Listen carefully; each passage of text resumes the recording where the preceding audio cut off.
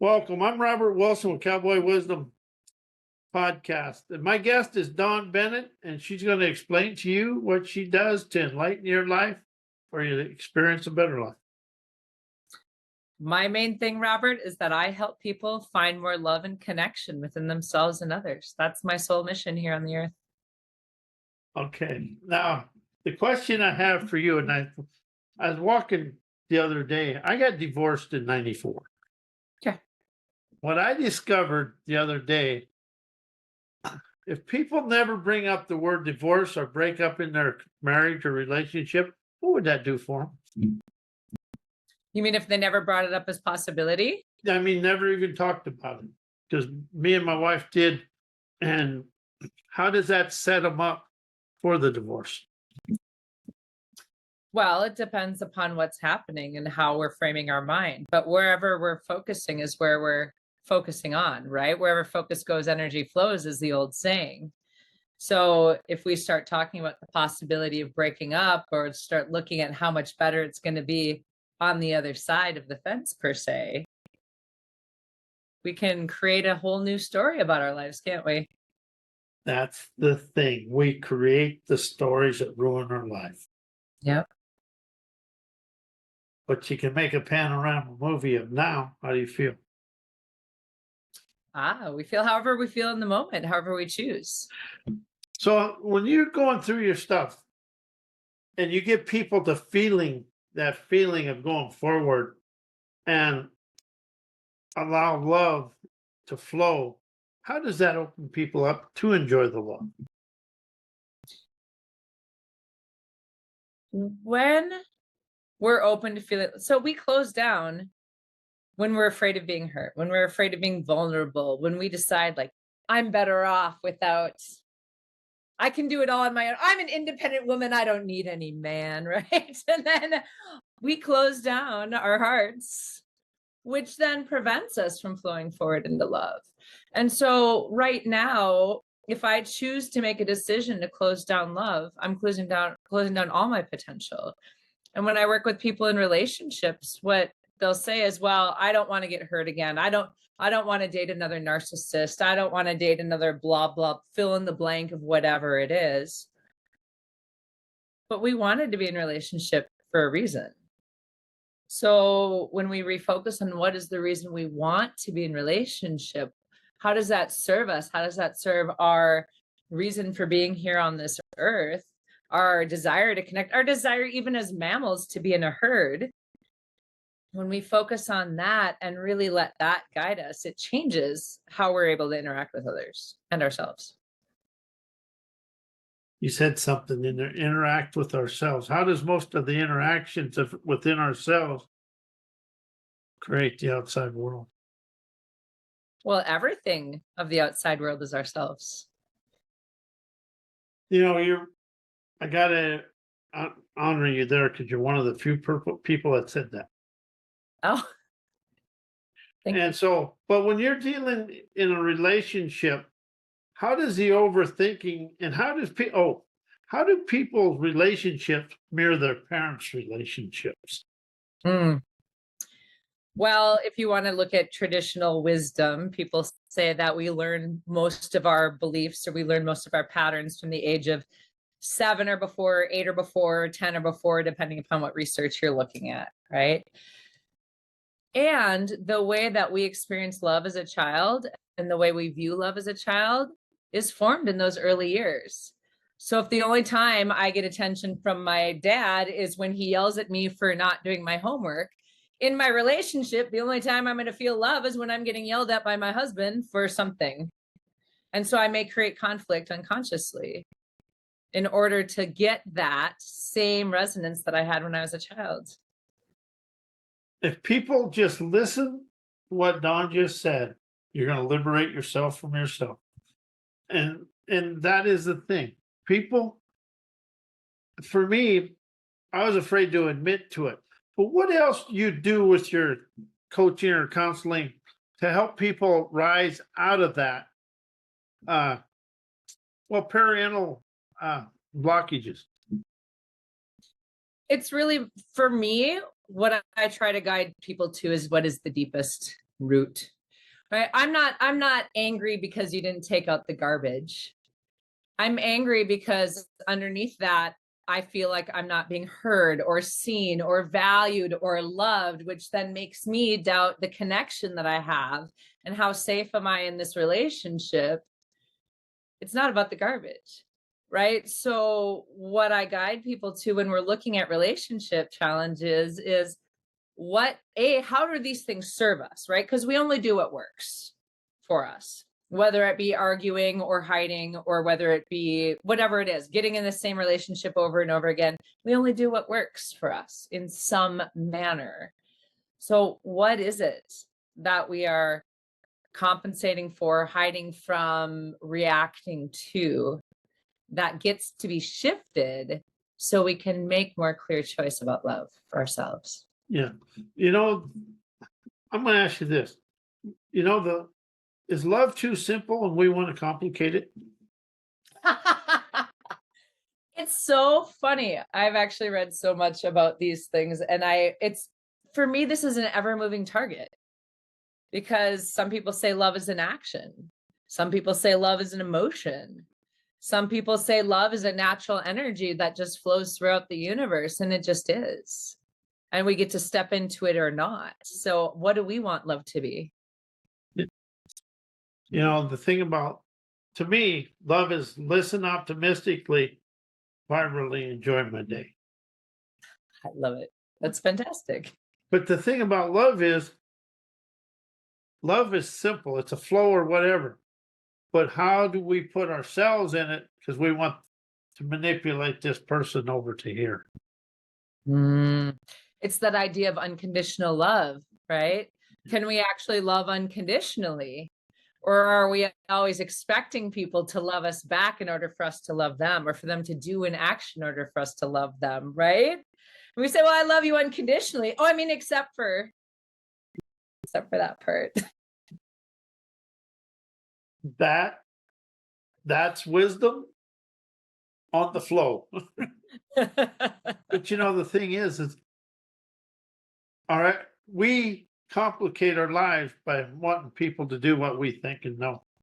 Yeah. Or the way we do things. Pick me, I've done it. Yeah, we all have. Sometimes I still do it.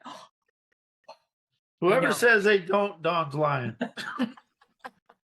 I like all these people say, oh, I don't have this and I don't do that. And I just say, I scooped a bunch of you when I was young. That's just called manure. Right. The thing about it is none of us are, it isn't that it is happening, it's admitting it's happening. And then you can walk away from it. So when people come in for your coaching or whatever, what is one thing they're going to walk away from with? What is the fresh wisdom and insight and courage to move through their life are they going to walk away with?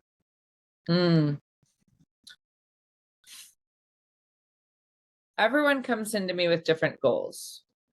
But usually when we drill all the way down, is they're either feeling unlovable, not good enough, not worthy, one of those really, like, their values being challenged. So what I encourage them to walk away from, and what we do with the work that I do, all the tools that I use, is find, where did that belief that you're not enough come from? And then now let's shift that mindset, to use just a traditional word that everybody uses, but let's shift that at a really unconscious level, and now give you the tools to start looking for all the places where you are enough in your life. Because if you're looking at all the places where you're not, that's what you're going to find. Yeah. And you just said something about the word mindset. I don't use the word. I took mindset and mind out of my life. Yeah. I use scenery for mind. I use forthright for mindset because I want to go forward. Yep. And see, to me, stuck. Mindset's got too many opinions, beliefs, and old stuff in it. Do you feel that? I do feel that. Yeah. Yeah. You're a good speaker. Do you know that? Thank you. You got a very, very clear voice. I've got some authority. A lot of people don't have that genuine kind authority you have. I appreciate that. Thank you, Robert. Well, the thing is, people are so afraid to give somebody a compliment because the other person might not take it as a compliment. Yeah. So, And isn't it interesting too that so often we take compliments or we try to turn down compliments or we try to interpret compliments like, oh, they're hitting on me. yes, They're giving you a compliment. They're appreciating you for who you are in the world. Just allow yourself to receive that. yes. Mm-hmm. And something I'm going to ask you: do you feel people are more afraid of their own talent than they are of outside world? Their own talent than the outside world. That's a really interesting question.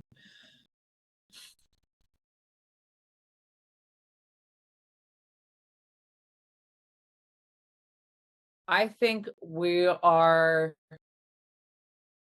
always comparing our talent to the outside world, which then diminishes us. You're absolutely right. That's profound, people, because that is the wisdom. We're never going to be equal physically, but talent-wise, artistic-wise, we have that. We have a sleek, unique talent we've never discovered. It just ain't going to fit into the social world. And that is something I have a feeling that you draw that out in people. I try. How I about give you? spaciousness, right? But people have to step into the space as well. Yeah, but you question them out of their insecurities. I do. Yeah. See, and see, the thinking, knowing mind will never unbind you from the past. Mm-hmm. But listening with questions rises me to my liminal carpet glide. Liminal carpet glide. Like there's like, I just want to say it. It sounds so beautiful. Go ahead and say it, but something I've done. I don't use I never use a word that I learned in school. Really? I'll be honest with you. You take change, heal, create, transformation, think, know, learn, knowledge. Do you want to do something real quick? Yeah, let's play. Okay, we're going to say think, know, learn, knowledge, and thoughts. Then we're going to say 5 other words. Say think, know, learn, knowledge, thoughts. What do you feel? I'm feeling heaviness right here. Inspiration. Understand. Comprehend. Wisdom. Revelations. Love it. Moves the energy upwards. This is all thinking, memory, boxed up stuff. This is present moment. Mm-hmm. And the subconscious mind feels good with these words and can't latch on to nothing else. You want to do one more thing? Yeah, please. Okay. Get real quiet and let it get a nice flow of energy. Then when you get it real nice and calm, say think out loud. Think. Mm-hmm. What'd you feel? I felt like that. Just a quick pop of stop. Okay, because a lot of people, it stops them in their tracks. Stops that flow of energy. Yeah. But not everybody. And see, that's why I love this. There's no right, wrong, or indifferent. There's just what expands you to rise. I give myself permission to rise, to shine my heart and soul, to enjoy my cloud divine ride. I love it. And But giving. anyway, Go ahead. I got to say something, and I want to make sure, but you got a personality and an aura people feel comfortable with, don't they? Yes. So do you feel that's a lot of the way to get people to move forward is when they feel comfortable and they trust your aura, your energy. Absolutely. Because one has to feel safe. It's the most basic need. And if one can't trust, how can one move forward in anything? That's it. That's why I took the word therapy out of my stuff. As soon as you say therapy, they go into their subconscious mind. That's why it's acuity and liberation, sovereign expansion. My favorite is my politically incorrect inspiration that dissolves politically correct perfection program. There's a lot of that needed. Let's dissolve some of that. Yeah, but you know, I'm athletically imperfect and liberated imperfection, strolling through life. Beautiful. Yeah. Well, yeah.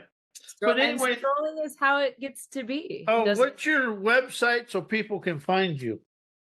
My main website is unified-mind.com. Unified-mind.com. Now, people, if you want to expand out of your life, the current situations to rise to your talents, Dawn will give you the liminal carpet glide to your paradise. That's right. That's right. You can even have a free half-an-hour session with me. There's a link on my site. We can have a right. And also, but the one thing I want people to really open up to, do you see how calm Dawn is? With that calm, expand you and rise you, and for you to enjoy your life. yes. Because you're the only one that can enjoy your life. I wrote that yesterday. One has to be present for it. And if I'm worked up, I'm not in the moment, am I? And you know, you just said something. Because all we have is now. Yes. I don't use rewords. I use nowography, nowality. Now I begin, now I want with fun. Yeah. But you instead of new, or just use now. How do you feel about that? I love that. And I think people would be able to enjoy their lives a lot more if they weren't focused in past and future. Yeah. And see, that's something I don't tell stories from yesterday no more. Right. I talk stories about are good learning. We can take the learnings, and we use them to move forward. them aren't stories. Them are the events and encounters experience that expanded me to here. Fair enough. That's true. And see, that's the way I show people the way I expanded my life. Yeah. Dawn, this has been fun. Thank you so much. Thank you. This has been fun. It has been. Enjoy your evening. You too, Robert. Thank you. Bye.